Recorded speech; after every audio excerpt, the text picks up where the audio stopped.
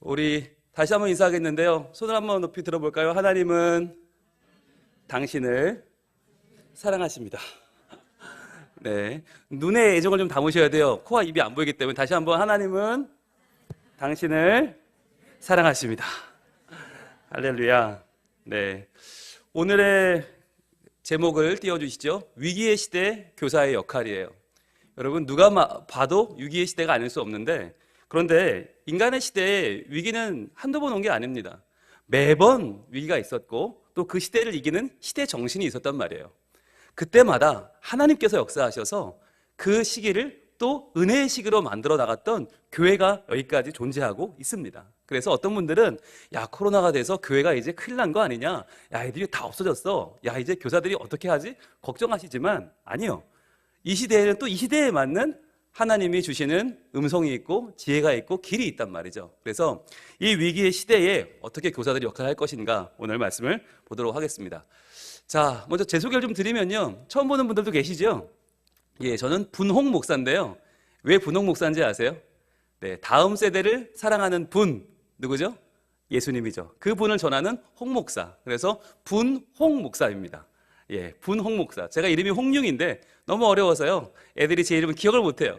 아무리 집회를 뜨겁게 잘하고 재밌게 잘해도 집에 가서는 홍모시기, 홍거시기 아무도 기억을 못해요. 그래서 그러지 말고 다음 세대를 사랑하는 분, 그분을 전하는 홍 목사, 분홍 목사로 하자 그랬더니요, 아이들이 그때부터는 분홍 목사님, 분홍 목사님. 그래서 서울, 대전, 대구, 우산 찍고 전주, 광주, 제주로 다니면서 아이들을 만나고 선생님들을 만나는 분홍 목사로 활동하고 있습니다.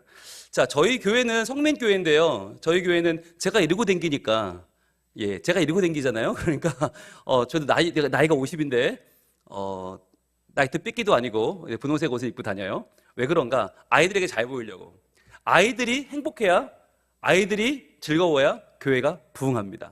그래서 저는 아이들에게 너희가 주인공이야, 나는 좀 너희를 서브하는 조연이나 엑스트라로 있어도 상관없어, 너희가 좋으면 난 이러고 다닐 거야. 저는 분홍색 입고 다니거든요. 그래서 제가 그러니까 저희 목사님도, 저희 장로님들, 이분들이 저희 장로님들이십니다.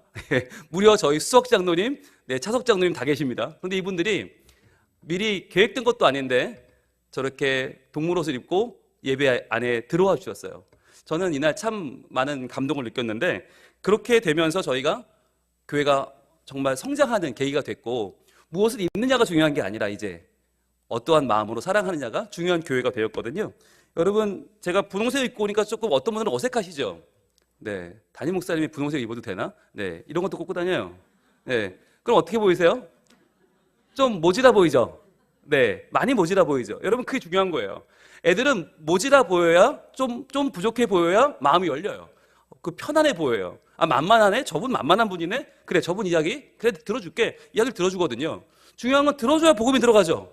네, 아무리 제가 위험이 있고 아무리 난 담임 목사야 이렇게 나타나도 애들이 안 들으면 그만이에요. 복음이 못 들어가요. 그런데 제가 애들한테 연약해 보이고 불쌍해 보이고 만만해 보이면 그때 복음이 들어가거든요. 그래서 이것도 여러분 제 명찰입니다. 예, 제가 저희 교회 이거 달고 다닙니다. 달고 매주 애들 보러 갑니다. 그러면 애들은 아무렇지 않게 왔구나, 저 양반 또 오셨구나, 굉장히 편하게 대해주거든요. 저는요, 이제는 담임 목사부터 모든 선생님들, 부장님도, 모든 선생님들도 이제는 자세를 좀 낮춰서 아이들과 눈높이를 맞추고 또 아이들의 세계를 좀 이해할 필요가 있다라는 생각을 저는 하거든요. 그래서 오늘 강의를 시작하기에 앞서서 제가 선생님들을 좀 격려하는 시간을 가지고 해도 될까요? 지금 너무 경직된 것 같아서 제가 좀 여러분 격려하고 해도 될까요? 제가 원래 보기엔 이렇게 보이지만 찬양을 만드는 사람입니다. 찬양 사역자입니다. 예, 가사 쓰고 작곡하고 하는 사람인데요. 제가 가는 곳마다 선생님들 위로하는 찬양을 한 곡씩 불러드리는데 괜찮을까요? 예, 정말 괜찮은 박수도 쳐주고, 네, 화로도 질러주고, 네, 감사합니다. 네, 제가 많은 찬양을 불렀지만 그때 제일 히트하는 걸 제일 좋아하시더라고요. 당대의 히트곡들을 제일 좋아하세요. 그래서 제가 오늘 여러분에게 뭘 불러드릴 거냐면, 선생님들이 늘 애들을 애타게 기다리지 않습니까? 이것들은 꼭 도망을 갑니다. 예, 온다고 해놓고 도망가고, 온다고 해놓고 도망가고. 그래서 여러분, 신사와 아가씨라고 혹시 아세요? 예, 신사와 아가씨, 요즘 여러분 좋아하시는 주말 드라마 주제가 사랑은 늘 도망가, 가사를 좀 바꿔서 학생은 늘 도망가, 예, 이렇게 한번 해봤는데요. 여러분 교사의 마음으로 들어주시면 좋겠어요. 눈물이 난다 교회를 와보면 그 학생 눈길이 자꾸 생각이 난다 붙잡지 못하고 기도만 드렸지 내 아름다운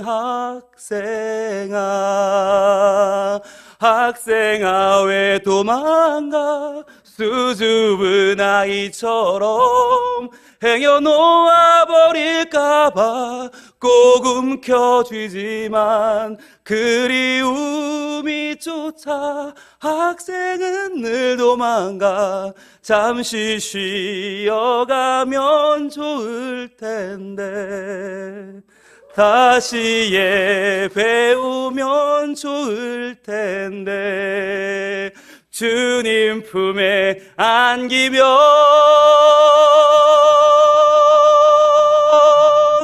좋을 텐데. 감사합니다. 감사합니다. 역시 30%가 넘는 걸 안 보는 이들은 회개할지어다. 네, 요즘 30%가 넘고 있습니다. 자, 저희 교회 아이들입니다. 저희 교회 아이들 다 머리 하나씩 꽂고 있죠. 네, 조금 우리는 부족해 보이는 공동체, 그게 행복해요. 네, 저희는 잘난 사람이 없어요. 다 부족한데 그래서 다 행복해요. 저희가 많은 분들이 물어봐요. 야, 성민교회 요즘 다음 세대 많다는데 요즘 같은 때 인원이 늘고 예산이 늘고 어떻게 된 거냐 물어봐요. 근데 핵심은 어떻게 데려올까가 아니에요. 많은 분들이 잘 데려오는 줄 아세요. 아니라 데려오는 게 아니라 핵심은 바로 어떻게 잘 키울까 하는 것입니다. 성민교회는 늘 어떻게 잘 키우지? 어떻게 하면 애들이 행복하지? 이걸 생각하거든요. 이 핵심이 뭐냐? 바로 오늘 우리가 나눌 주제이기도 한데 복음과 사랑, 이 두 가지예요. 교회가 사는 길은 뭐냐? 복음이 있고 사랑이 있으면 살아요. 이게 본질이에요. 교회의 본질 뭐냐? 복음과 사랑이다. 많은 분들이 좋은 목회자 한 명, 그냥 설교 잘하는 목사, 전도사 한 명 오시면 부흥할 줄 알아요. 그렇지 않아요. 젊은 교사 몇 명 오면 부흥할 줄 알아요. 그렇지 않아요. 핵심은 복음과 사랑입니다. 그런데 이 복음과 사랑이 뭐냐라고 물으면 저는 이렇게 말하고 싶어요. 첫 번째, 어린이들이, 학생들이 교회에 올 이유를 바르게 알려주고 있는가? 교회에 와야만 하는 이유, 교회에 와야 구원받고 교회에 와야 천국 가는 이유가 뭐냐? 그게 복음이거든요. 이게 복음이에요. 교회에 와야 될 이유가 복음인데 어떤 교회는 이것만 있어요. 삭막해요. 복음은 있는데 뭐가 없나? 우리 교회에 올 이유가 없어. 그러니까 어떤 교회든 그냥 가면 좋은데 그럼 왜 우리 교회에 와야 돼? 이게 사랑이에요. 아이들이 사랑을 느껴야 우리 교회에 와요. 여러분 따라합니다. 어린이들이 교회에 올 이유를 바르게 알려주자. 이건 알려주면 돼요. 복음은 알려주면 돼. 그런데 사랑은 알려주는 게 아니에요. 따라합니다. 우리 교회에 올 이유를 분명하게 경험하게 하자. 네, 이건 경험해야 되는 거예요. 그래서 여러분, 교회가 복음이 있는 교회, 훌륭한 교회인데 애들이 없다. 뭐가 문제예요? 사랑이 없는 거예요. 경험해야 돼요. 사랑을 경험해야 돼요. 그래서 아이들이 복음과 사랑을 경험할 때 비로소 나는 씨앗교회에 올 거야. 나는 성광교회에 올 거야. 난 김해동안교회에 올 거야. 난 성민교회에 올 거야. 라고 아이들이 결단하게 되는 거예요. 여러분 돌이켜 생각해 보세요. 우리가 왜 지금 우리 교회에 오고 있나? 왜 오고 있나 생각해 보세요. 거기도 분명히 이유가 있거든요. 이 두 가지예요. 하나는 복음, 교회 와야 될 이유를 내가 분명히 깨달았고, 또 하나 사랑을 받았어요. 교회와 사랑을 받았어. 선교회에서, 또 구역에서, 또 목사님에게서, 권사님에게서 사랑을 받았단 말이에요. 그러니까 우리가 우리 교회 아니면 못 가는 거예요. 아이들도 마찬가지예요. 아이들도 두 가지, 복음이 있는가, 사랑이 있는가. 이 두 가지가 매우 중요합니다. 그런데 이 두 가지, 그렇다면 복음을 알려주고 사랑을 경험하게 하는데 그 중에서도 오늘은 어디에 초점을 맞춰볼 거냐면 바로 사랑이에요.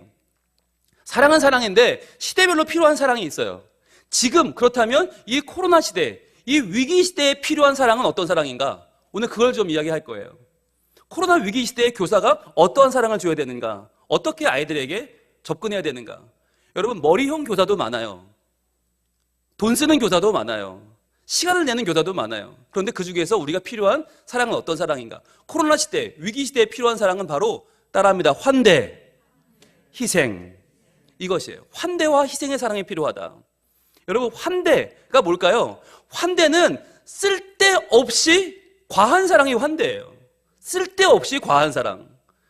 여러분, 이게 웬만한 사랑은 우리가 이해가 돼요. 이 정도는 사랑받아도 마땅해. 그런데 여러분, 쓸데없이 과하면 그때부터 이 감당이 안 돼요. 여러분, 주변에 그런 분이 있나요? 혹시 생각이 나나요? 만약에 쓸데없이 나한테 과하게 해주는 분이 있다. 여러분, 굉장히 행복한 분들입니다. 그런 이야기가 있죠. 환대는 좋은 뜻은 호의는 돼지고기까지다. 돼지고기까지는 호의예요. 그런데 그 넘어가면 뭔가 뒷배가 있는 거야. 그러니까 조심하라는 얘기죠. 네, 사회생활할 때 호의는 돼지고기까지다. 그러니까 소고기 사준 사람 조심해라. 여러분, 그런데 소고기를 사주는데 뒷배가 없어. 마음껏 먹어. 그러는데 그 속에 하나도 계산이 없어. 여러분, 그런 사랑, 이게 환대거든요. 근데 환대는 처음 받을 때는 어색해요. 이거 뭐지? 경계가 돼. 그런데 그걸 계속 받으면 어떻게 해요? 마음의 벽이 무너져요. 허물어져요. 그러면서 마음이 확 쏟리게 되는 거, 그게 환대거든요. 또 하나, 희생은 뭐냐? 희생은 안 해줘도 되는 걸 해주는데 남는 걸 주는 게 아니에요. 자기의 가장 중요한 걸 내어주는 거, 이게 희생이에요. 여러분, 이게 중요해요. 사랑을 한다 그러면 우리는 어떻게 생각하냐면 내 거 다 하고 내가 다 내 거 챙기고 내가 그래도 좀 남으면 이거 누구 줄까? 이렇게 하는 건 여러분, 이건 사랑일 수는 있으나 희생은 아니에요. 환대란 그 사람에게 넘치게 주는 것, 희생이란 내가 손해보며 주는 것. 그런데 여러분, 이 두 가지는 역사상 한 번도 실패한 적이 없어요. 왜? 예수 그리스도가 우리에게 주신 게 바로 이 환대와 희생이기 때문이에요. 예수님이 하신 사랑을 아무리 우리가 성경을 찾아봐도 이 두 가지 말 외에는 찾아볼 수가 없어요. 그분이 하신 사랑은 아가페인데, 아가페가 뭐냐? 아가페는 구약에서 헤세드인데, 헤세드가 뭐냐? 그냥 부어주는 거예요. 자격도 없는데. 받을 만한 사람이 아닌데 자꾸 줘. 이게 환대잖아요. 그런데 주고 또 주는데 어디까지 줘? 목숨까지 줘. 죽기까지 사랑해. 이게 희생이에요. 예수님이 우리에게 환대와 희생을 주셨기 때문에 우리가 예수 믿고 있어요. 그렇다면 이제 우리가 해야 될 일이 뭐냐? 이제는 우리가 다음 세대에게 환대와 희생의 사랑을 줘야 되는 거예요. 여러분, 이제 여기서 갈려요. 여기서 되는 교회와 되지 않는 교회, 여기서 부흥하는 부서와 그렇지 않은 부서, 여기서 아이들이 몰려오는 반과 그렇지 않은 반, 확 갈려요. 여러분, 오늘 제가 수많은 이 스킬들을 알려드릴 수 있어요. 수많은 정말 이론들을 설파할 수 있어요. 그러나 여러분, 그게 여러분에게 올 한 해 역전의 기회를 주진 않을 겁니다. 내가 좀 잘 배웠다, 오늘 강의 많이 들었다, 오늘 좀 학설 많이 들었어. 여러분, 그걸로 만족하시렵니까? 달라져야 되지 않겠어요? 작년에 우리 반과 올해 우리 반이 달라지려면 어떻게? 여러분, 딱 두 가지만 기억하세요. 환대와 희생입니다. 여러분, 이 말씀은 제 얘기가 아니고요, 누가복음 10장에 나오는 본문의 이야기인데요. 여러분, 여기가 시작이 중요해요. 25절에 뭐라고 시작하나? 한 율법 교사가 그랬어요. 선생님이 나와서 물어보는 거예요. 율법 교사면 지금 여러분과 똑같은 위치예요. 율법을 공부한, 말씀을 전하는 교사인데 무엇을 하여야 영생을 얻으리까? 라고 물어요. 이게 이 당시에 영생을 얻는 게 가장 중요한 목적이니까 여러분, 똑같은 질문이에요. 우리 교회가 어린이부가, 유치부가, 청소년부가 부흥하려면 어떻게 해야 됩니까? 똑같은 질문이에요. 주님, 우리 부서 아이들이 몰려오려면 어떻게 해야 됩니까? 제가 교사 제대로 하려면 어떻게 해야 됩니까? 이렇게 물은 거예요. 그랬더니 30절 오늘 본문입니다. 예수께서 대답하여 이르시되, 여러분, 예수님의 말씀은요, 너무너무 주옥 같아요. 그 입에 나오는 말씀은 우리가 귀를 기울이고 주목해야 되는데 이렇게 말씀하세요. 어떤 사람이 예루살렘에서 여리고로, 자, 예루살렘에서 여리고로 가는 길이 어떤 길이냐면요, 지금 보이세요? 협곡이에요. 협곡. 굉장히 험한 길인데요, 여기서 주님 말씀하실 때 어떤 사람이라고 했어요? 안드로포스란 단어는 일반적인 누구나예요. 남자를 가리키지만 꼭 남자만도 아니고 누구나 다. 자, 누구나 다 해당되는데 우리 인생은 어떤 인생이냐? 예루살렘에서 여리고로 가는 인생이다. 그럼 예루살렘에서 여리고로 가는 게 뭔데? 이게 내려가다가라고 하는 거예요. 내려가다가. 이게 올라가는 인생이 아니에요. 잘 풀리는 인생이 아니에요. 여리고에서 예루살렘으로 가는 길은 출세하는 길이고 잘 되는 길이지만, 예루살렘에서 여리고로 가는 길은 어떤 길이냐? 예루살렘은 해발 760m고 여리고는 해저 250m예요. 바다보다 낮아요. 그러니까 높이만 1km가 차이 나고 걸어갈 때 36km가량 걸리는데, 이 길이 어떤 길이냐? 꼬불꼬불. 그래서 1, 2, 3, 4세기 400년 동안 도적들의 땅이었어요. 게다가 여리고는 돈이 많은 사람들, 그리고 예루살렘은 신분이 높은 사람들, 그러니까 돈 많고 신분 많은 높은 사람들이 지나다니는 길이니까 도적이 얼마나 많아요. 그 길을 지금 내려가고 있는 거예요. 근데 모든 인생은 어떤 인생이냐? 내려가고 있어요. 여러분, 우리도 내려가고 아이들도 내려가고 있어요. 우리도 되는 일이 없어요. 아이들은 더 되는 게 없어요. 여러분 이럴 때 어떻게 해야 될까? 여러분 예수님이 구원받는 얘기를 물어봤는데 왜 위기 얘기를 하실까요? 우리 모두가 위기의 시기를 지나고 있기 때문이에요. 위기의 때를 살고 있기 때문이에요. 자, 내려가다가 강도를 만나매 그랬어요. 이 길은 강도를 만날 수밖에 없는 길이에요. 여러분 인생은 어떤 길이냐? 인생은 강도를 만날 수밖에 없다. 여러분 지금 목사님들 만나면 무슨 얘기 하는지 아세요? 코로나를 만날 수밖에 없다. 그런 얘기해요. 그래서 뭐 확진자 다녀갔다는 얘기하면서 막 정말 걱정되는 얘기를 하시면 우리 어른들은 그래요. 한두 주 차이다? 금방 겪는다? 그거 너무 걱정하지 마라. 괜찮아 라고 하시거든요. 처음 만날 때 저는요 정말 숨이 안 쉬어지더라고요. 막 처음에 전화 와서 목사님 저희 교회 확진자 있어요. 소리 듣는 순간에 야 이제 어떡하나 모든 게 다 무너지는 것 같았어요. 여기까지 열심히 싸운 거 다 무너지는 거 아니야? TV 나오는 거 아니야? 신문에 나오고 우리 뭐 삐요삐요하고 막 사람들 막 우주복 입고 찾아와가지고 막 줄 서여서 이거 한번 찌르고 이러면 어떡하지? 막 고민이 막 되는데 막 잠이 안 오더라고요. 그런데 여러분 강도를 만날 수밖에 없다. 강도 만난 사람들의 시대다. 이 시대는 코로나 시대는 우리 모두가 다 잃어버린 시대, 강도 만난 시대예요. 자 그러면 강도들이 뭘 하죠? 그 옷을 벗기고 때려요. 여러분 돈만 뺏어가는 게 아니에요. 모든 걸 다 뺏어요. 그 당시에는 옷이 제일 큰 재산이에요. 겉옷과 속옷을 싹 벗기고 때려요. 왜? 못 쫓아오게. 그런 다음에 어떻게 해요? 거의 죽은 것을 버려요. 거의 죽은 것. 근데 여러분 여기서 원문에는 이런 단어가 있어요.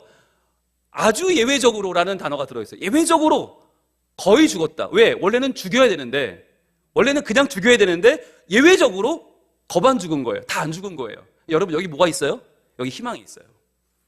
왜 성경은 이 이야기를 하는가? 이 사람이 죽었으면 끝나는 거예요. 그러나 안 죽었어요. 여러분 이게 중요해. 코로나가 왔어요. 교회가 죽은 것 같죠? 안 죽었어요. 안 죽었어요. 겁 안 죽었는데 거의 죽었는데 예외적으로 살아남은 사람들이 있어요. 하나님의 사람들이에요. 여기 소망이 있어요. 하나님 살리신 거예요. 자, 죽은 것도 버리고 갔더라. 자, 이들은 외면하고 갔어요. 여러분 이게 세상이에요. 세상은 지금 아이들에 대해 책임지지 않아요. 아이들이 학교 못 간 거, 학원 못 간 거 아무도 책임지지 않아요. 학력이 떨어지고 아이들의 꿈이 사라지고 아이들의 비전이 없어지고 아무도 책임지지 않아요. 이게 세상이에요. 가버려요.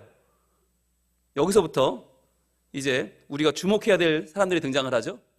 31절 마침 한 제사장이 그 길로 내려가다가 그랬어요. 마침이란 말이 뭘까요? 마침이란 말은 뭐예요? 정말 다행스럽게도 이거 아니에요. 정말 중요한 시간이 찾아왔는데 그게 누구냐? 한 제사장이 마침 그 길을 지나갔어요. 그럼 어떻게 돼요?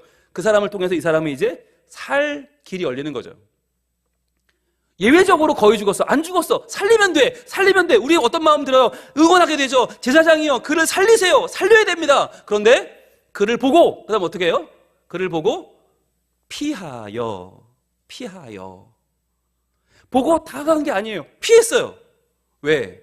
준비가 안 돼 있어요. 여러분 제사장이면 뭐 하는 사람이에요? 피를 맨날 보는 사람이에요. 맨날 피 뚝뚝뚝뚝 자르고 각 뜨고 여러분 불태우고 이거 하는 사람이 제사장이에요. 그런데 피를 보는데 두려워. 왜? 사람 피는 처음이거든요. 그동안에 아무 생각 없이 그냥 뚝뚝 자르던 소피가 아니고 양피가 아니고 이건 비둘기 피가 아니고 사람 피를 보는 순간 너무 두려운 거예요. 왜? 그 사람의 아픔을 느끼기가 두려운 거예요. 여러분 이거 아세요? 피 계속 이야기하고 피를 이야기하는데 피를 다루는데 정작 남의 아픔에는 둔감한 사람. 지금 이 제사장은 그런 사람이에요. 그러니까 내가 동물은 마음껏 죽이는데 이 동물이 왜 죽는지를 모르는 거죠. 여기 왜 죽는 거예요? 여기 안수하여 내 죄를 여기다 옮겨서 이 동물이 죽으면 내가 죽는 거 아니에요. 그런데 제사장은 한 번도 그렇게 제사한 적이 없는 거지. 동물은 동물이고 나는 나야. 한 번도 난 이 동물의 죽음을 말씀 앞에 해본 적이 없어. 그러니까 사람이 피를 흘리는데 그걸 감당을 못 하겠는 거예요. 제사장이 피하여 어떻게 합니까? 지나가고 그랬어요. 지나가고. 그냥 지나간 게 아니에요. 원문에 보면 이게 무슨 뜻이냐? 반대편으로 갔다는 거예요. 완전히 먼 곳으로 돌아갔다. 완전히 딴 길로 갔다. 왜? 안 본 것처럼. 여러분 이게요. 사람이 그래요. 보던 걸 보게 되고요. 안 보던 걸 보면 당황이 됩니다. 그래서 그냥 쓱 지나가게 돼요. 여러분, 여러분의 반 아이들이 여러분에게 어떤 모습을 보이는 게 익숙합니까? 또 어떤 부분은 익숙하지 않습니까?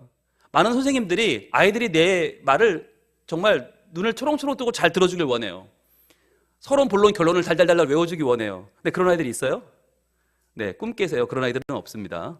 그런 애들은 없어요. 없는 정도가 아니에요. 오면서부터 퉁명스럽게 한마디도 안 하고 빨리 끝내달라는 암묵적인 네, 사인을 보내면서 네, 나는 괜히 왔다. 나는 할 수 없이 왔으니 당신은 빨리 짓거리고 꺼져라. 이런 식의 그 사인을 계속 보낸단 말이죠. 여러분, 이거 어떻게 해야 되나? 교사는 내가 원치 않는 모습에 익숙해져야 됩니다. 그리고 그것과 관계없이 내 마음이 뭘 봐야 돼요? 그 아이들의 마음을 읽어줘야 되는 거예요. 그 마음에 억울한 마음, 그 마음에 한 주간 너무나 아팠던 마음은 없나? 그걸 봐줘야 되는 거예요. 지금 제사장은 그걸 볼 줄 몰라요. 자, 제일 봐야 되는 사람이 못 봐요. 그러니까 가버렸어요. 근데 이 잘못은요, 그로 끝나지 않죠. 또 이와 같이, 이건 뭐냐면 이게 전염이 돼요. 죄는 전염돼서 한 레위인도 그곳에 이르러 그를 보고 피하여 지나가되, 똑같이 제사장, 레위인 둘 다 제일 도와야 되는 사람 아니에요. 제일 도우라고, 사랑하라고, 하나님 믿는 건 이렇게 하는 거라고 제일 설교하고 제일 종교 직업인인데 이 둘은 다 지나가 버렸다. 여러분, 여기에 우리 아픔이 있는 거죠. 이 말씀이 이게 불경에 있는 게 아니고, 기독교 믿는 저런 것들은 나쁜 놈, 이게 불경에 있는 얘기가 아니고 코란에 있는 게 아니고 성경에 있다는 거예요. 성경에 제사장이 지나가고 레위인이 지나가고 그게 성경에 있어요. 무슨 말이에요? 이게 현실이라는 말이에요. 제일 믿었던 사람들이 외면하고 돌아설 때 아이들이 받는 그 상처와 아픔이 얼마나 클까라고 하는 거죠. 얼마나 클까? 자, 그런데 이때 한 사람이 등장을 하죠. 33절, 어떤 사마리아 사람은 여행하는 중 그랬어요. 여러분, 여기서 중요한 거, 사마리아 사람은 그 당시에 유대인들과 사이가 좋았어요, 나빴어요? 매우 나빴어요. 서로 만나면 토했어요. 역겹다. 서로 사람으로 안 봤어요. 그런 기록이 있더라고요. 예수님 당시에 유대인들이 사마리아 사람을 어떻게 생각했나? 이방인 종보다 못하게 여겼다는 거예요. 야, 그런데 예수님은 왜 이렇게 하필이면 제일 미워하는 사람을, 제일 역겨운 사람을 등장시키고 계실까? 왜 그럴까요? 여기에 이제 예수님의 마음이 담겨 있어요. 누구라도라는 거예요. 높은 사람 아니라도 좋아. 유명하지 않아도 좋아. 좋은 학교 안 나와서도 좋아. 누구라도 좋은데 이렇게 행하는 사람이라면 그 사람은 참 이웃이라는 거예요. 그 사람이 정말 의미 있는 사람이라는 거예요. 여러분, 이 자리에 와 계신 분 중에 혹시 교사를 하기에 나는 좀 부족하다? 나는 좀 자격이 없다라고 생각하는 분이 계십니까? 그럼 그분이 사마리아인이에요. 나 교사로 봉사하기엔 조금 나는 좀 아직까지는 교회 적응이 덜 됐고 나는 아직까지는 배운 게 좀 부족하고 내가 아직까지는 믿음이 좀 연약하다 생각하신다면 여러분이 사마리아인이에요. 그런데 그러한 사마리아인이 지금 뭘 하나? 거기 이르러서 그를 봤어요. 여러분, 이 보다라는 단어가 굉장히 중요한데 보고 피하여 가면 본 건 의미가 없죠. 그러나 보고 그가 불쌍히 여겼어요. 여러분, 이게 필요해요. 똑같이 눈이 있는데 똑같이 보는데 누구는 도망가고 피해가고 누구는 불쌍히 여길 줄 안다는 거예요. 교사들에게 제일 필요한 게 뭔가 이거예요. 이게 워낙 중요하니까 제가 원문을 적어드릴게요. 스프랑크니조마이. 스프랑크니조마이가 뭐냐? 스프랑크니조마이는 창자입니다. 창자가 끊어지고 뒤틀릴 정도로. 이게 우리말로 하면 애절하게죠. 애절하게. 근데 애절하다는 말이 너무 많이 써서 별로 애절하지 않아 이제. 애절. 애는 창자, 애고 절은 끊어진다는 거예요. 창자가 끊어지는 고통을 느꼈어요. 왜 그랬을까? 분명히 이 사람은 유대인일 텐데 저 사람은 사마리아인이면 원수 중에 원수인데 그 원수가 지금 맞아 죽은 상황, 거의 죽은 상황으로 누워있는데 돈 다 뜯기고 누워있는데 그걸 바라보고 창자가 뒤틀리는 고통을 느꼈다. 너무너무 불쌍히 여겼다는 거예요. 여러분, 이게 하나님의 교사예요. 위기의 시대를 살아가는 교사에게 필요한 게 바로 이거예요. 그래서 가까이 갑니다. 여러분, 이게 교사의 오늘 핵심적인 단어 바로 환대의 기본입니다. 환대의 기본이 뭐냐? 가까이 가는 것이다. 여러분, 오늘 우리가 소그룹에 대한 공부를 좀 할 텐데 소그룹이 왜 중요한가? 소그룹은 가까이 가기 때문이에요. 여러분, 대그룹은요 아무리 대단한 강사가 여기 와도 소용없어요. 왜? 가까이 갈 수가 없어요. 저와 여러분은 딱 보이지 않는 강사와 청자라고 하는 벽이 있잖아요. 소그룹은 그게 무너지는 자리잖아요. 그래서 환대의 기본은 뭐냐? 가까이 가는 거예요. 가까이 가는 거. 어찌 보면 분홍 목사가 못하는 게 이거예요. 그래서 저는 예배 시간 외에 공과 시간 외에 가까이 가려고 부서를 가는 거예요. 저는 매일 매부서를 갑니다. 모든 부서를 매일 갑니다. 오늘도 이거 달고 갔습니다. 가서 애들 만나고 애들 안아주고 애들 이름 불러주고 옵니다. 선생님들 매주 만나서 매주 제가 격려하고 매주 축복기도 합니다. 여러분, 성민교회에서 매주 담임 목사가 찾아가서 이야기 나누고 축복기도 하는 부서는 유일하게 한 부서밖에 없어요. 다음 세대예요. 유일하게. 왜? 환대를 제가 보여주는 거예요. 여러분, 이게 환대입니다. 이게 가까이 가는 것입니다. 여러분도 그러니까 제가 여러분에게 와서 축복기도 한 것처럼 여러분들도 여러분의 반 아이들을 사랑해 주세요라고 저는 매일 몸으로 말하고 있는 거예요. 네, 알아들으시는지는 잘 모르겠는데 우리 알아듣고 계신 거 맞죠? 우리 선생님들? 네, 그거 맞죠? 네, 그 시간이 여러분 잘 모르실 수 있지만 목사들에게는 제일 바쁜 시간이에요. 1부 예배가 끝났고 2부 예배 하기 직전에 1시간. 그 시간에 장로님들 찾아와서 기도받고요, 권사님들 찾아오고 결혼한다 뭐한다 다 와요 그때. 근데 제가 없어요. 분호 목사님 어디 가셨어요? 그러면은 지금 좀 청소년부 계실 거예요. 지금 이제 아동부 내려왔겠다. 지금 유치부 계시는 시간이네요. 곧 돌아오실 거니까 기다리세요. 그게 저희 교회 분위기예요. 제일 중요한 시간, 제일 그 시간에 누구를 만나느냐, 이게 메시지거든요. 여러분, 마찬가지 교사들도 와서 누구에게 가까이 다가가느냐가 여러분의 메시지예요. 여러분이 누구와 이야기하느냐. 여러분, 그러니까 제발 부탁인데, 네, 목사 자식이 와 있는데 미안합니다. 목사 자식들은 신경 안 쓰셔도 돼요. 얘는 못 도망가요. 얘 절대로 못 도망가요. 그리고 장로님 손자, 안수 집사님 아들, 그리고 부장님 아들은 못 도망가. 얘는 어차피 평생 여기 나와야 돼. 괜찮아요. 누구를 가까이 가야 돼요? 네, 안 맺는 집, 새 가족. 어쩌다가 정말 3개월 만에 나오네, 6개월 만에 나오네, 1년 내내 가는 동안 헌금 한 푼도 안 가져오는 애, 얘를 다가가야 되는 거예요. 그래야 걔가 마음을 열고 나를 받아주는 것이지. 여러분, 못 도망가는 애들한테 정성 쏟지 마시고, 걔네들 괜찮으니까 도망가는 놈들을 잡으셔야 돼요. 그래서 아까 불렀잖아요. 학생은 왜 도망가? 늘 도망가는 놈들 잊어버리지 마시고 잡아야 돼요. 자, 가까이 가서 어떻게 합니까? 이제 중요하죠. 기름과 포도주를 그 상처에 부어야 돼요. 자, 그 상처를 봐줄 수 아는 사람, 이게 환대입니다. 상처를 봐야 돼요. 여러분, 그냥 아프네? 쓰러졌네가 아니에요. 상처가 났구나. 그 아픈 데를 봐주는 사람, 여러분, 이게 교사예요. 그 아이가 어디가 아픈지, 왜 아픈지를 봐줘야 돼. 여러분, 하루 종일 한마디도 안 하고 앉아있는 아이, 아픈 아이예요. 여러분, 제가 분홍 목사가 설교하면 우리 어린이들 설교할 때 어떻게 반응이 어떨까요? 애들이 떠들까요? 조용히 있을까요? 대단히 떠들어요. 난리, 무슨 남이 본 장터인 줄 알고 막 떠들어. 왜 떠들까요? 만만해서. 그렇죠, 만만해서. 맞아요. 그리고 또 아는 얘기를 하니까, 지들이 아는 얘기 하니까 수덕수덕, 야 저거 말해도 되게 떠들어요. 그런데 어떻게 하면 안 떠들어? 조용히 있어. 어떻게 된 거예요? 아픈 거예요. 매우 아픈 거예요. 매우 비정상. 그러니까 그 아이들은요, 지금 설교가 중요한 게 아니야. 안아줘야 돼. 안아주고 그 아이들은 상처를 보듬어 줄 필요가 있는 거예요. 지금 아파 죽겠는데 설교가 들어와요? 그러니까 분홍 목사 불러놓고 알아서 부흥회 해봐라. 무슨 부흥회가 돼요? 애들 아파 죽고 있는데. 그러면 설교 그만하고 내려가야 돼. 한 명씩 안아줘야 되는 거예요. 여러분, 이 시대에 중요한 게 안아주는 거예요. 상처를 봐주는 거예요. 여러분, 지금 1월달 제일 이제 코로나 좀 추위에 강하니까 지금 막 일어나고 있잖아요. 제가 그래서 지금 못 하는데 코로나 조금 지나면 이제 명절 지나고 제가 신방을 할 건데요. 어떤 신방을 할 거냐? 나이 많은 순으로 신방할 거예요. 나이 많은 순으로 해서 가서 아무 말도 안 하고 꼭 알아드리고 그리고 오늘 신방할 거예요. 네. 왜? 지금 이 시대는 말이 필요한 시대가 아니에요. 지금은 말 잘하는 사람이 가서 탁월한 말솜씨로 위로하는 게 안 먹혀요. 다 아픈데? 그냥 안아주는 거예요. 그냥 안아드리고 올 거예요.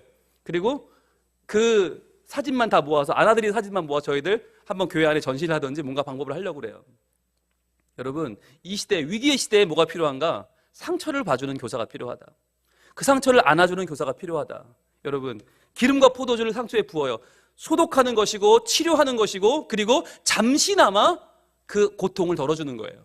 잠시일 수 있어요. 그런데 아이들이 교회 오면 내 아픔을 좀 덜 수 있다. 교회 오면 날 알아준다, 안아준다, 날 위해 기도해준다. 여러분, 이것이 아이들에게는 소망이에요. 자, 그 다음 싸매입니다. 여러분, 싸맨다는 게 왜 중요하냐면, 싸매려면 뭘 해야 돼요? 뭘 싸매요? 붕대가 어디 있어 그때? 싸맬게요. 재료가 없잖아요. 뭘 뜯었을까요? 자기 옷을 뜯는 거예요. 여러분, 이제부터 본격적인 헌신이 시작되는 거예요. 아마 싸맬 때 겉옷은 이때 자기 재산 목록 1호거든요. 아마 속옷은 제사 목록 2호거든요. 그러니까 둘 다 망설여질 거예요. 순간 뭘 뜯어야 되지? 그런데 아무 데 뜯어야지 어떻게? 피가 철철 흐르는데 자기 걸 싸매서 싸는 거예요. 여러분이 교사로서 내가 어디까지 사랑할 수 있을까? 여러분 한번 시험해 보시길 바라요. 저는 좋은 성도는 어떤 성도냐? 시험해 보는 성도다. 내가 어디까지 섬길 수 있나 해보자. 내가 어디까지 할 수 있나 해보자. 제한을 두지 않는 거예요. 제가 부끄러운 얘기를 좀 하겠습니다. 제가 연애할 때 1년을 쫓아다녔어요. 네, 나쁜 사람이죠? 1년 동안 마음을 안 받아줬어요. 그래서 1년 동안 제가 쫓아다니면서 뭐 했는지 아세요? 뭐 했게요? 놓칠 수는 없으니까 이 사람을 잡아야겠는데 내 마음을 안 받아주니까 어떻게 했을까요? 네, 매일매일 도전했어요. 어디까지 하나 보자. 내가 할 수 있는 게 어디까지 있나 나도 한번 해보자. 나도 모르겠다 한번 해보자. 그래서요 정말 따라다니되 사명감을 가지고 열심을 가지고 따라다녔거든요.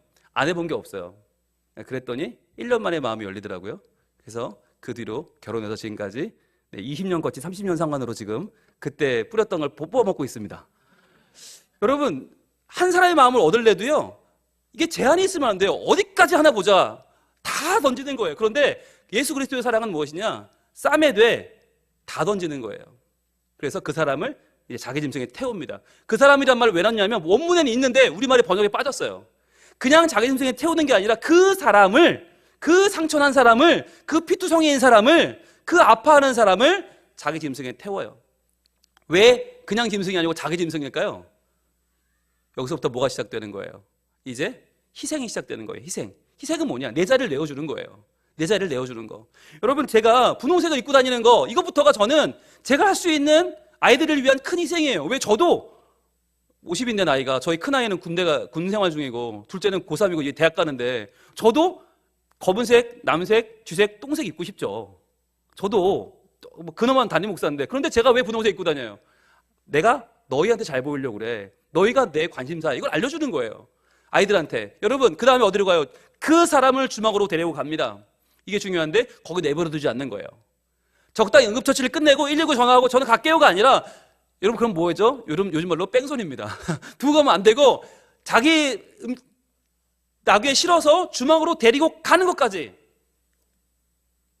그래서 돌보아 주니라. 역시 그 사람을. 성경에는 같은 말이 3번 반복되어 있어요. 그 사람을 자기 나귀에 싣고 그 사람을 데리고 가서 그 사람을 돌보아 주니라. 이것이 바로 희생의 자세입니다. 희생의 자세. 왜 희생이죠? 내 여행의 일정이 있어요. 그거 멈추는 거예요. 내가 가야 될 길이 있어요. 멈추는 거예요. 그 사람을 우선순위로 삼아서 그 사람에게 내 삶의 방향을 맞춰주는 것. 그래서 그 사람이 살아나는 것이 내 인생의 목적이 되는 거죠. 여러분 이게 내 인생의 목적이 바뀌는 순간이고요. 의미 있는 복음의 목적, 한 생명을 살리는 목적으로 내가 쓰임받는 전환점이 바로 여기에요. 환대에서 희생으로 넘어가는 바로 이 시점이에요. 그래서 35절 그 이튿날 그가 주막 주인에게 데나리온 2를 내어주며 이르되 이거 큰 돈입니다. 이게 데나리온 하나가 보통 하루 사람의 인건비인데 그거 2를 준다는 얘기는 뭐예요? 이틀치 인건비를 지불하는 거예요. 그분에게 주면서 뭐라고 그럽니까? 이 사람을 돌보아 주라. 비용이 더 들면 내가 돌아올 때 갚으리라 하였으니. 부탁하는 거예요. 돌보아 주라. 이게 뭐죠? 환대죠. 비용이 더 들면 내가 갚겠다. 이게 희생이죠. 그래서 우리의 목표는 뭐냐? 내가 맡은 아이들을 철저하게 돌보아 주겠다. 그리고 비용이 더 들면 내가 갚겠다. 이 아이를 위해서 내가 올 한 해 동안 할 수 있는 게 있다면 난 다 하겠다. 여러분 이게 환대와 희생이에요. 환대와 희생. 자, 그러면서 예수님이 말씀을 마무리하시는데 네 생각에는 이 세 사람 중에서 누가 강도 만난 자의 이웃이 되겠느냐라고 물으세요. 누가 이웃이냐? 그랬더니 이 율법학자가 마음으로는 제사장이라고 하고 싶고 마음으로는 레위인이라고 하고 싶지만 양심이 있으니까 뭐라고 그래요? 이르되 자비를 베푼 자니이다. 바로 환대와 희생을 치른 그 사람이 진짜 이웃이라는 거예요. 환대와 희생을 할 줄 아는 사람이 진짜 그리스도인이고 환대와 희생을 할 줄 아는 사람이 진짜 교사인 거예요. 그래서 예수님이 딱 마지막 정음을 찍으십니다. 예수께서 이르시되 가서 너도 이와 같이 하라. 따라합니다. 가서 너도 이와 같이 하라. 여러분 교사 교육의 핵심은 이것입니다. 가서 너도 이와 같이 하라. 우리가 이 누가복음 10장 설교를 많이 들었어요. 10번, 20번, 100번 들은 분도 계실 거예요. 그런데 여러분, 가서 여러분도 이와 같이 하셨습니까? 세상이 왜 안 바뀌었습니까? 내가 설교를 안 들어서 안 바뀌었습니까? 강의를 안 들어서 안 바뀌었습니까? 아니요. 들었는데 가서 나도 이와 같이 하지 않았기 때문에 세상이 바뀌지 않은 것 아닙니까? 환대와 희생입니다. 여러분 기억하세요. 여러분 이 환대와 희생을 위해서 우리에게 주어진 시간은 매우 짧습니다. 167대 1. 이게 뭐냐? 이게 일주일이에요. 24시간 곱하기 7, 168시간이 일주일인데 그 가운데서 아이들이 공부에 시달리고 여러 가지 스트레스를 받는 시간은 167시간. 그러면 오직 1이 뭐예요? 이게 교회에 나와서 예배하고 공부하는 시간이 1밖에 안 돼요. 비율상 말이 안 되는 비율이에요. 167대 1이면 이 1은 없어졌어야 돼. 벌써 소멸되었어야 돼. 그런데 이게 아직 살아있어요. 왜요? 이게 진리이기 때문이에요.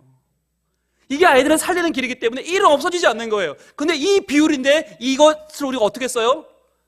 전심을 다해서 아이들에게 최선을 다하는 거예요. 여러분 좋은 신앙이라고 말할 때 두 가지를 말하는데 먼저 세로축이 필요하죠. 영성의 축, 하나님과의 바른 관계. 이것만 있으면 안 되고 가로축이 필요합니다. 인격의 축입니다. 이웃과의 바른 관계가 필요합니다. 그래서 신앙이 좋다고 하는 말은 두 가지인데 영성이 좋고 인격이 좋은 건데요. 여러분 이걸 교회에서는 어떻게 할까요? 교회 학교에서는 어떻게 하면 좋을까? 여러분 영성의 축은 예배 시간에 충족이 됩니다. 그래서 여러분 교육자들은요 예배에 목숨을 걸어야 돼요. 예배 목숨을 걸어야 돼요. 예배 목숨을 걸어야 돼요. 그럼 선생님들은요? 선생님들은 인격의 축을 맡는 거예요. 반별 공부학습. 바로 이걸 책임지는 거예요. 공부학습 시간에는 여러분 은혜 끼치려고 안 하셔도 돼요. 은혜까지 안 끼쳐도 돼. 여러분이 아이들한테 그날 막 교리를 설명하고 그냥 복음서를 꿰뚫고 안 해도 돼. 안 해도 돼. 그거 예배 시간에 하면 돼. 그럼 공부 시간에 뭐예요? 아이들에게 그 인격적인 감화를 주는 거예요. 적어도 교회 가면 나를 기다리는 분이 있다. 나는 이분 때문에라도 이 교회 가야 돼. 난 이분 때문에라도 우리 부서 가야 돼. 여러분 이 마음이 들면 성공한 거예요. 교육자를 그 자리에 세울 수 없어요. 여러분 교육자 때문에 아이들이 나는 그 설교 들으러 가야 돼. 그럼 좋지만 못 봤어요 아직까지. 나는 그 목사님 설교 들으러 그 교회 갈 거야. 별로 못 봤어요. 그러나 그 선생님이 날 기다리셔. 그럼 가야 하는 거예요 애들은. 그게 아이들이에요. 너무너무 순수해요. 그 마음이 있기 때문에 우리가 우리 공과학습 시간에 정말 여러분 책임을 져야 돼요. 이 두 가지가 여러분 분명히 구별이 되는데 예배와 공과학습 매우 중요한데요. 우리가 꿈꾸잖아요. 하나님의 임재가 있는 행복한 다음 세대 예배 그리고 공과학습 중요하죠. 자 오늘은 선생님들이 모인 자리니까 공과학습 쪽에 얘기를 좀 하겠습니다. 소그룹의 장점을 최대한 살려라는 거예요. 자 소그룹의 장점을 살려라. 이게 여러분이 할 수 있는 최선의 공과예요. 자 보면 소그룹이 뭐냐? 소그룹은 접촉 가능한 생명 공동체를 말합니다. 소그룹은 인원이 적은 게 아니에요. 인원이 아무리 많아도 서로 자기 생각대로 살면 그거 소그룹 아니에요. 그래서 여러분 가정이 소그룹이 아닌 경우가 많아요. 대화가 안 되는 가정이 많아요. 의외로. 그런데 교회 안은 가능해요. 교회 안에서 접촉 가능한 생명 공동체. 그리고 두 번째는 뭘 하느냐? 그래서 이름을 불러주는 거죠. 여러분 굉장히 중요한데 이름을 불러주면 의미가 생겨나죠. 그러니까 여러분들 꼭 아이들 야 하지 말고 이름을 꼭 불러주시기 바랍니다. 저도 아이들 이름 부르려고 노력하거든요. 두 번째, 성장을 위한 하나님의 선물이에요. 소그룹은 성장을 위한 하나님의 선물. 그래서 여러분 대그룹은 지난주와 이번 주를 비교할 길이 없지만 소그룹은 그게 가능해. 그래서 여러분 도전을 하셔야 돼요. 도전. 우리 오늘은 뭘 한번 도전해볼까? 이번 주는 뭘 한번 도전해볼까? 과제를 자꾸 주는 게 중요합니다. 그러면서 성장하고 또 성장하고 한 주마다 달라지는 하나님의 선물을 경험하는 거. 세 번째는 여러분 대그룹의 기브는 나눠지면 없어져요. 그런데 소그룹의 쉐어는요 나눌수록 커져요. 이게 비결이에요. 이게 나눔의 비밀이에요. 대그룹은 주면 없어지는데 소그룹은 주면 커지더라는 거죠. 자, 그래서 장점이 세 가지 있는데 소그룹 모임의 장점 첫 번째, 접촉의 욕구가 해결될 수 있다는 거예요. 접촉의 욕구. 이게 다 있어요. 여러분 자가격리가 왜 우리에게 힘들어요? 격리된다는 거, 혼자 봉쇄된다는 건 힘든 거예요. 만나고 싶은 거예요. 자, 그다음 이것은 기도로 해결할 수가 있는데 여러분 기도가 뭐냐면 그냥 처음에는 우리 기도하자 아이들이 싫어해요. 그런데 한 번, 두 번, 세 번, 한 달, 두 달, 6개월, 1년을 여러분 적어도 기도해 줄 수 있잖아요. 그러면 여러분 그 안에 분명히 바뀝니다. 분명히 바뀝니다. 저도 그래서 아이들 자꾸 기도하는 거 정말 저도 해봤어요. 선생님 때 애들 도망가죠. 그리고 에이 뭘 해요 하지 마요. 그냥 여러분 그런데 끝까지 잡고 하면 되더라니까요. 이게 저희 교회 가정예배 지금 하고 있는데 가정예배도 정말 여러분 정말 산 넘어 산이고요. 너무 힘들어요. 정말 가정예배 쉽게 하는 집 한 집도 없을걸요. 담임 목사 집도 마찬가지고 일주일에 그거 한 번 하는 거를 그 10분 하는 거를 얼마나 유세를 떠는지. 네. 그러나 그 시간에 어떻게 해요? 하고 5년을 했더니요, 이제는 지들이 포기합니다. 아, 그래, 이 시간은 기도하는 시간이구나. 아, 잡아야 되는구나. 아, 그래, 이 시간 말씀 듣는 거구나. 여러분, 이게 시간 진심으로 여러분이 그 시간을 대하시면 아이들 바뀐다니까요. 자, 두 번째는 장점, 주체적인 선택이 가능해요. 대그룹은 여기서 지금 어떻게 인원을 나눠요? 직책을 못 나누지만 모이면, 야, 이번 주에 안원의 전원 누가 하자. 아, 이번 주 헌금은 누가 걷자. 아, 이번 주 공과 누가 가져오자. 신발 정리는 누가 하자. 아, 간식은 누가 챙기자. 할 수 있어요. 여러분, 이게 역할을 배분하는 거예요. 주체적인 선택을 할 수 있다는 거죠. 세 번째, 상호간에 사귐과 돌봄의 기능을 한다는 거예요. 상호간에. 우리가 애들을 가르치는 것 같지만 아니요, 애들이 우리를 또 가르치고요, 우리가 위로하는 것 같지만 우리가 위로를 받아요. 이게 상호간에 이루어지는 거예요. 사귐과 돌봄이 이루어지는 거. 여러분, 굉장히 중요한 거예요. 자, 이게 이루어진 자리가 어디냐? 바로 수많은 사람들이 있지만 나한테는 안 보여. 이게 소그룹이거든요. 소그룹의 원리는 한 사람에게 집중하는 거예요. 누구? 상처받은 사람, 강도 만난 사람, 아파하는 그 한 사람, 피 흘리는 사람에게 집중하는 거, 그게 바로 소그룹의 원리예요. 자, 그런데 소그룹의 가장 기본적인 기초가 있는데요, 뭐냐면 인간관입니다. 우리가 인간을 누구로 보느냐, 이게 소그룹의 가장 중요한 기초인데, 여러분, 고대의 인간관은 어땠는지 아세요? 고대는요, 자, 로마 신화에서 이렇게 말합니다. 근심이라는 신이 있었는데, 근심이라는 신이 길을 가다가 흙을 보니까 너무 좋아요. 흙으로 이렇게 모양을 만들었다는 거죠. 그런데 모양을 만들었는데 그 안에 생명이 없으니까 하늘에 있는 제우스에게 부탁했답니다. 제우스요, 숨을 좀 주세요. 그래서 숨을 후 불어 넣어줬더니 사람이 됐답니다. 근데 그때부터 싸움이 난 거예요. 이 사람이 너무 존귀하니까 근심과 땅과 하늘이 싸우기 시작했답니다. 근심이 내가 만들었으니 내 거다. 땅은 흙이 재료니까 내 거다. 하늘은 숨을 내가 줬으니 내 거다. 싸움이 붙은 거예요. 자, 판결 어떻게 했을까요? 판결의 신이 이렇게, 판결의 여신이 판결했답니다. 사람은 살아있을 때는 근심이 가죠. 내내 근심하다 죽을 거야. 인간은 근심하는 존재야. 그러나 죽으면 땅이 가죠. 땅에 묻힌다. 흙으로 돌아간다. 그리고 영혼은 하늘로 돌아간다. 공평하지? 끝. 그랬다는 거예요. 이게 로마 신화에 나오는 인간관이에요. 여러분, 여기까지만 해도요, 굉장히 철학적이고 굉장히 인간적이고 굉장히 좋아요. 그런데 문제는 뭐냐? 이게 시대가 바뀌면서 현대 인간관으로 오면 또 달라집니다. 뭐라고 말하죠? 현대 인간관은 찰스 다윈은 진화된 동물이래요. 우리는 아메바래요. 우리는 원숭이래요. 그런데 진화가 좀 됐을 뿐이래요. 프로이트는 성적인 존재래요. 성만 밝히는 저러다 죽을 놈들. 그리고 칼 막스는 뭐래요? 경제적 동물, 돌에 환장한 놈들. 이게 여러분 현대의 인간관이에요. 좋게 말해 그렇지, 다윈이나 프로이트나 막스나 이게 다 얘기가 뭐예요? 결국은 강도 만나 죽을 인생. 이 땅에서 서로 경쟁하다가, 서로 성 밝히다가, 서로 돈 밝히다가 서로 죽고 죽이는 존재, 이게 현대 인간관이에요. 다 망쳐버렸어요. 여러분, 이게 현실이에요. 이런 현실 가운데에서 교사들이 어떻게 아이들을 대해야 되는가, 어떻게 아이들에게 세상을 가르쳐야 되는가, 어떻게 말씀을 증거해야 되는가, 여러분, 그것이 바로 성경의 인간관입니다. 성경의 인간관은 뭐라고 그럽니까? 바로 이마고 데이, 하나님의 형상이에요. 성경의 인간관은 사람을 하나님의 형상이라고 말합니다. 하나님의 형상이 무슨 말입니까? 하나님의 형상은 하나님의 본심, 하나님의 진리, 하나님의 모든 것을 가지고 살아가는 존재. 하나님이 정말 사랑하시고 하나님 자녀 삼으시는 존재, 바로 하나님의 형상. 여기엔 세 가지 특징이 있는데, 첫 번째, 영원 지향성이 있어요. 여기서 나온 말이 있어요. 영원 지향성이 나온 말이 뭐냐면, 동물은, 호랑이는 죽어서 가죽을 남기고 사람은 죽으면 이름을 남긴다는 말이에요. 아니, 죽으면 그만이지 이름이 다 뭐야? 왜? 영원을 지향하는 우리의 속성이 있어요. 이게 하나님의 형상이에요. 이름 중요하죠. 그래서 아브라함이 아브라함이 되고, 사레가 사라가 되고, 야곱이 이스라엘이 되잖아요. 중요하죠. 두 번째, 신성지향성, 관계의 욕구가 있어요. 하나님과 관계를 맺으려는 욕구, 예배의 욕구가 있고, 말씀을 받고 기도하는 욕구가 생겨요. 인간만 종교가 있어요. 왜? 하나님 형상이 있기 때문이에요. 그리고 세 번째는 뭐예요? 다스림에 대한 욕구가 있어요. 하나님 명령이거든요. 정복하고 충만하고 다스리라. 그래서 여러분, 사명감이 있어요. 우리에게는 적어도 나 하나 먹고 사는 게 끝이 아니라 남을 변화시키려는 사명감이 있어요. 이게 다스림에 대한 욕구, 건강한 욕구인데, 여기서 뭐가 나와요? 바로 강도 만난 자를 돕는 저 선한 사마리아인의 저 환대와 저 희생이 나오는 거예요. 그래서 여러분, 환대와 희생을 그냥 강요하면 못하죠. 어떻게 해? 그러나 인간관부터 출발하는 거예요. 인간관, 아 그렇구나, 세상의 인간관과는 다른 성경의 인간관을 가지면 우리가 할 수 있구나. 그래, 내가 사람을 잘 살려내야지.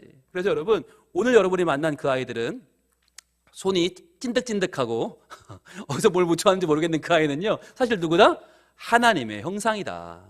임하고 데이다. 임하고 데이. 여러분, 그 아이들 한 명 한 명을 위해서 여러분 내가 할 수 있는 일을 한번 떠올려 보시길 바래요. 아이들은 지금 불신에 가득 차 있습니다. 제가 그런 얘기 들은 적이 있어요. 어느 중학교 1학년짜리가 청소년부 제일 일찍 오더래요. 제일 일찍 와서 제일 앞에 앉아 있더래요. 그래서 목사님이 너무 이뻐서 물어봤대요. 어머, 너는 왜 이렇게 매주 이렇게 제일 일찍 오니? 너 너무 이쁘다. 너 어떻게 이렇게 일찍 와? 그랬더니 걔가 그러더래요.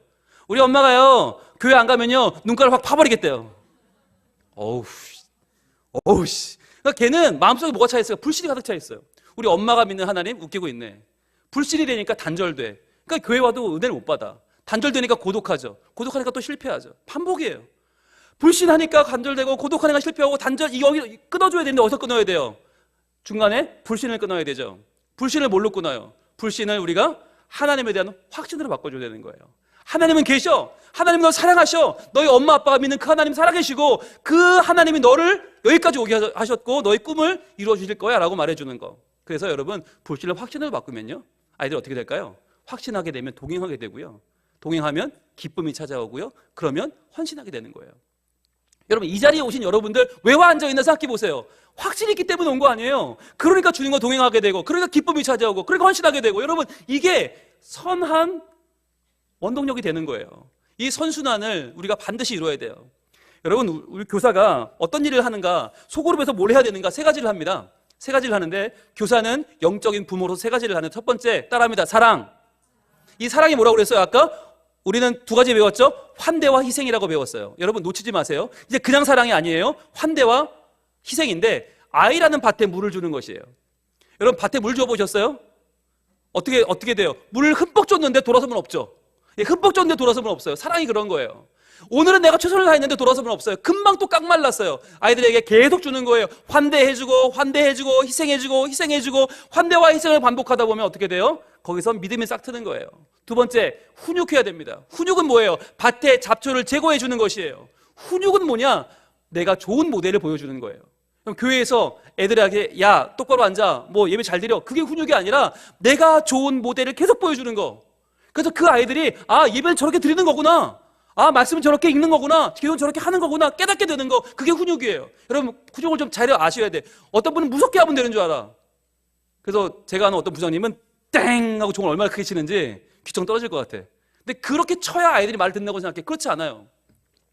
저희 교회 금지곡이 있습니다. 옛날에 많이 부르던 노래인데, 예배 시간에 떠드는 아이, 예수님이 보시면 뭐라 하실까?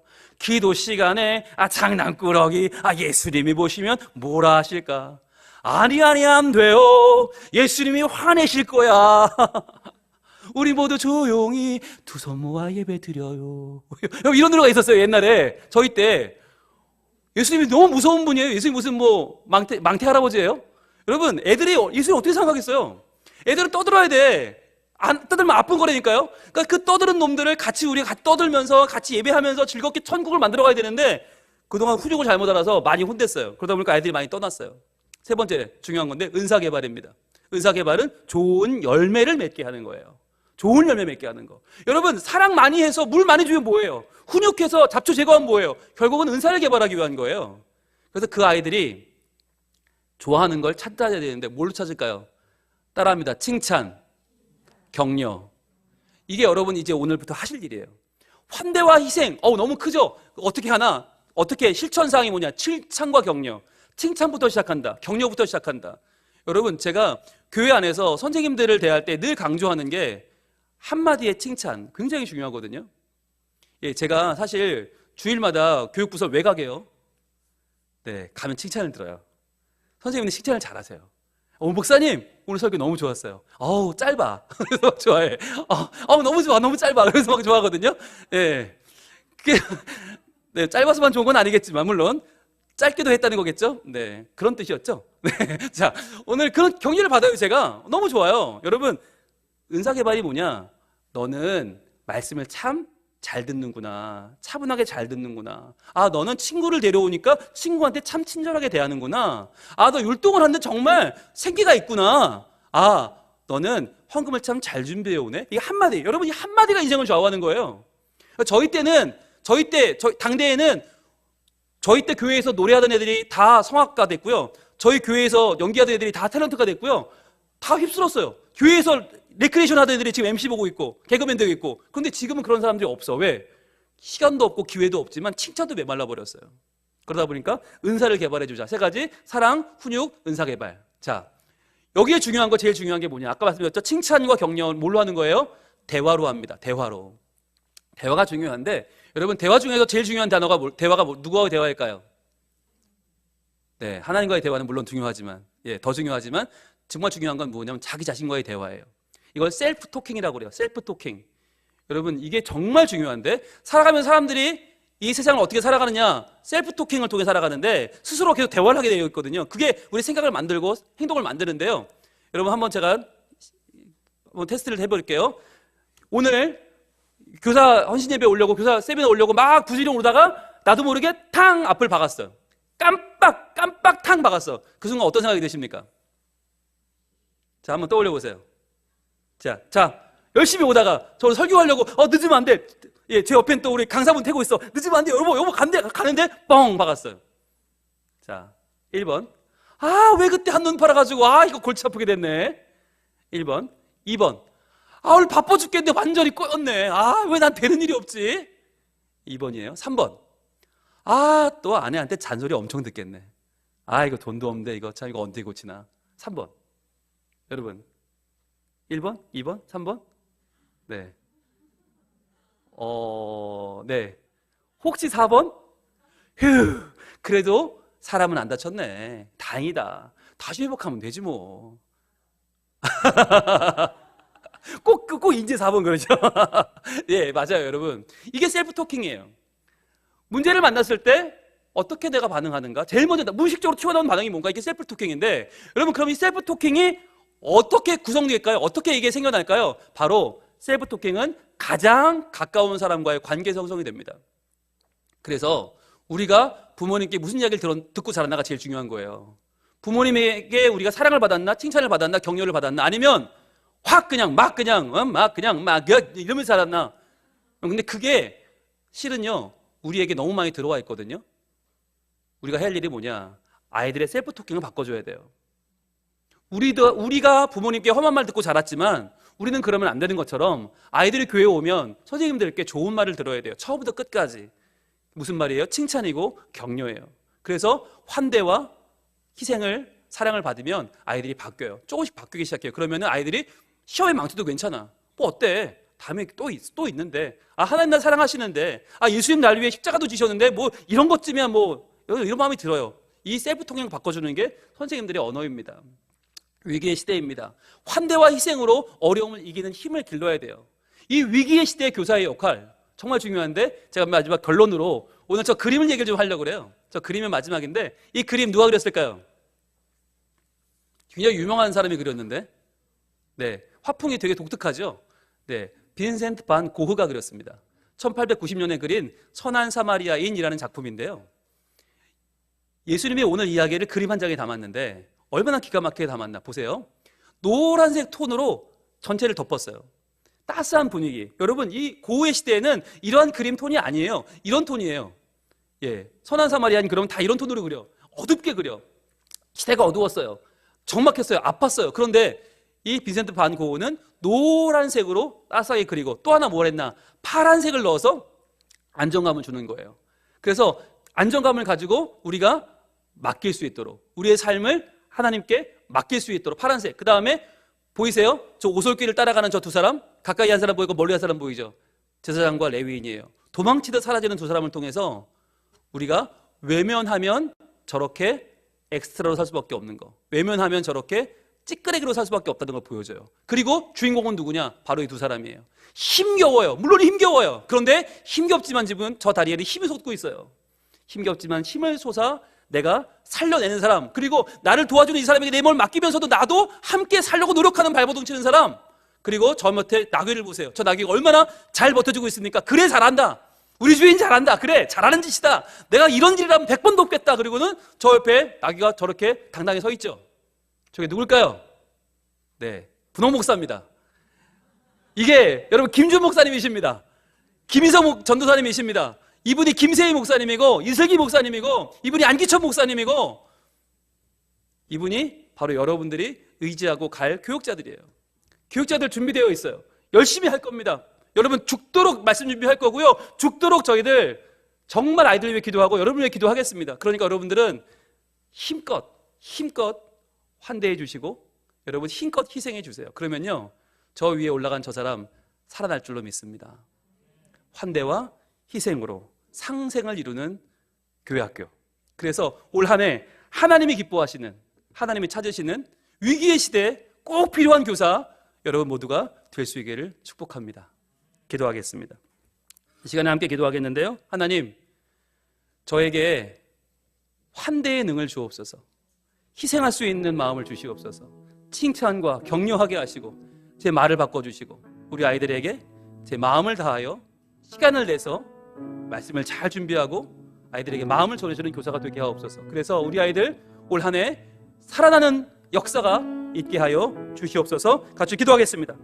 아버지 하나님, 우리 영남시찰 각 교회를 사랑하셔서 오늘 우리 교사들 모아주시고 우리 목사님들 모아주시고 함께 믿음으로 이 일을 감당해내는 역사를 하나님 허락하시니 감사합니다. 아버지 하나님, 우리가 환대하고 희생함을 통하여 상생을 이루는 교사들 되게 하시고 그런 교회학교 되게 하시고 그런 하나님의 뜻이 이루어지는 복이 있는 하나님의 교회를 다 되게 하여 주시옵소서. 하나님 함께하여 주시고 도와주시고 인도하여 주시옵소서. 주님만 의지하오니 주여 함께하여 주시옵소서. 감사합니다. 하나님 감사합니다. 오늘 우리 영남시찰에 참 귀한 선생님들이 모였습니다. 주님, 우리에게 주신 이 위기의 시대 교사의 역할 칭찬하고 격려하고 또 환대하고 희생함을 통하여 반드시 하나님 나라를 이루고야만은 하나님의 쓰임받는 교사들 다 되게 하여 주시옵소서. 예수님 이름으로 기도합니다. 아멘.